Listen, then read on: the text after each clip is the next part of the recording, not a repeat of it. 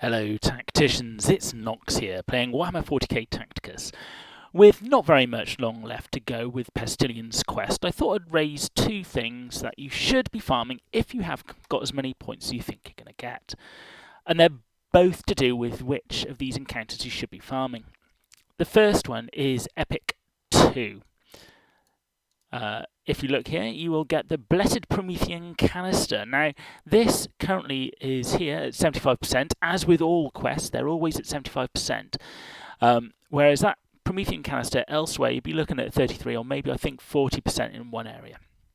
However, it is needed on a number of characters, and so definitely get a few of those. However, if you are actually leveling up your Death Guard, the one you really want to be looking at is Rare Encounter 1 for the Plague Bell. This is really needed for when you're getting your Death Guard into the silver tiers. As you can see, I've got my Death Guard here, Maladus. I've just gotten to silver recently, and he needs 9. And I'm guessing it's going to be the same for Nauseous when he gets into silver too. So this is one of those items that if you are leveling these up, make sure you grab it now whilst you can when it's at a fantastic drop rate. Moving on to the Tau, which starts this weekend on the 18th of December. Now, if you're not someone who puts lots of money into this game and you don't do lots of refreshes, you do want to be prepared. And there's a few things that you can do. The first thing is when it comes to refreshes of your energy, make sure you don't actually do anything on the Saturday or before the event actually starts. And then if you are awake before the event starts, make sure you do your watching of the advert to get the extra 50 there, and maybe purchase some extra energy as the events, or just before the event starts. That way you can have a big head start when it comes to the rankings, when it comes to the daily payouts for the character in question.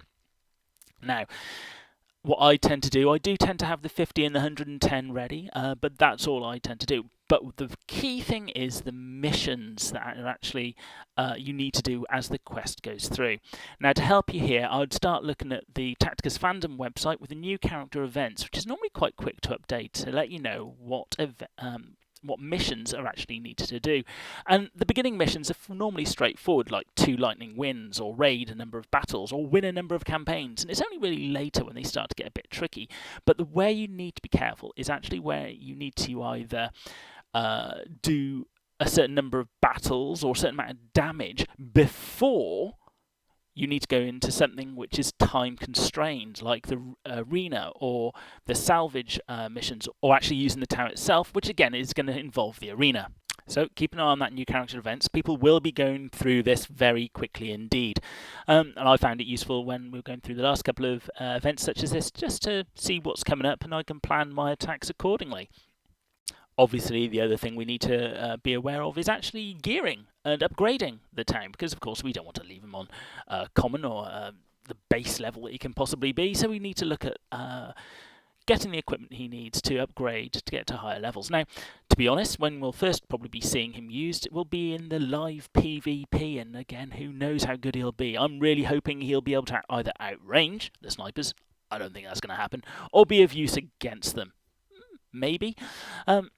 And of course, a lot of the missions will depend on doing damage with the tank, and so it's a great place to use him. But you do want to make sure you get him to, I think it's level 8 and bronze level 1 to do that. So all you need to do is when he's released, make sure you can actually coincide raiding the missions or actually doing the damage with the equipment he needs. And again, you're trying to level him up as far as possible. I will, of course, do another video when he is released and we know what those missions are to let you know what you should be doing to get the most out of the gameplay that is offered here. So, are you looking forward to the Tau? How have you done in the Pestillian Quest? I'd love to hear from you. And as always, I'll see you next time.